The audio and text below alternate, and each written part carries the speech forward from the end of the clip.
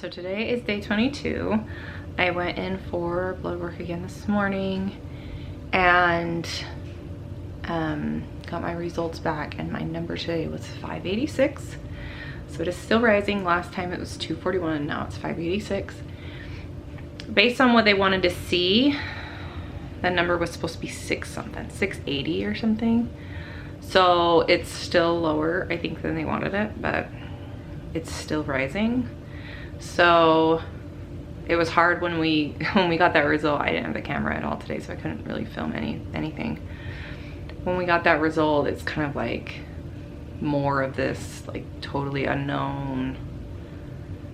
We're still in this middle ground, right? There's nothing to really celebrate at this point still, time after time. But then the nurse just called me and she said that she's like, your number is 586, and she's like, so it looks good. And I was like, no it doesn't. I just said that to her, like, no it doesn't. And she was like, I said it's really low, and she was like, it is a little bit low, and she's like, but the rise is fine, you know, it's rising, and that's what's important. And I was like, okay. And she's like, so the doctor says, you know, you can come in for more blood work in a week, which is great because I have a really busy next week. So I don't really have a ton of time to go in anyway. And she was like, so she was like, well, so let's get scheduled for that. And I said, well, what about an ultrasound? And she said, well, how far along are you? And she was looking and blah, blah, blah. So I'll be 6 weeks tomorrow, which means next time I go in, I'll be a day shy of 7 weeks. And she was like, oh yeah, we could totally do an ultrasound next time you come and do your blood work too. And I was like, totally. And I said, because like based on my numbers being like really low, isn't there a good chance this is ectopic? Like, don't we want to know? I mean, I want to know, because I just want it to be over if it's gonna end up being like ectopic. Like, I just want to know as soon as possible, especially because I don't want to end up having something burst or something, you know. I don't want to end up having it turn fatal.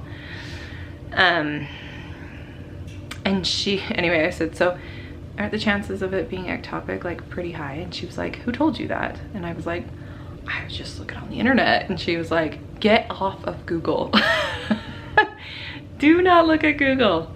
And she's like, your number is low. And she's like, but I have seen people lower than this that end up having successful pregnancies.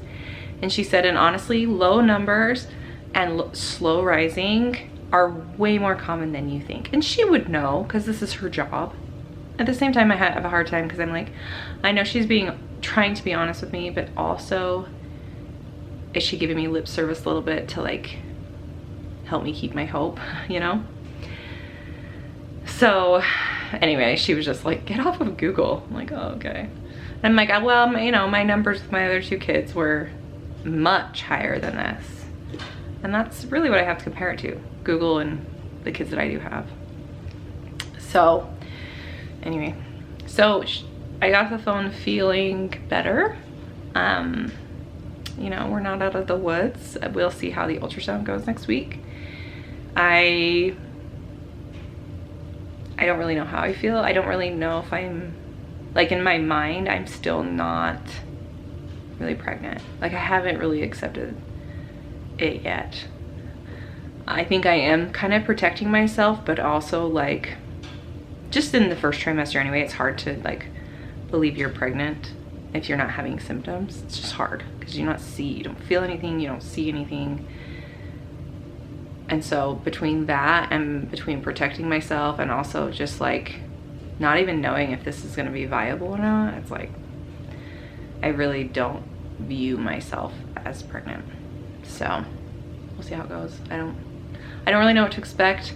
I definitely think this could go either way. So I guess it will go the way which God intends it to go. So, which hopefully means I'll be getting a baby girl in 9 months.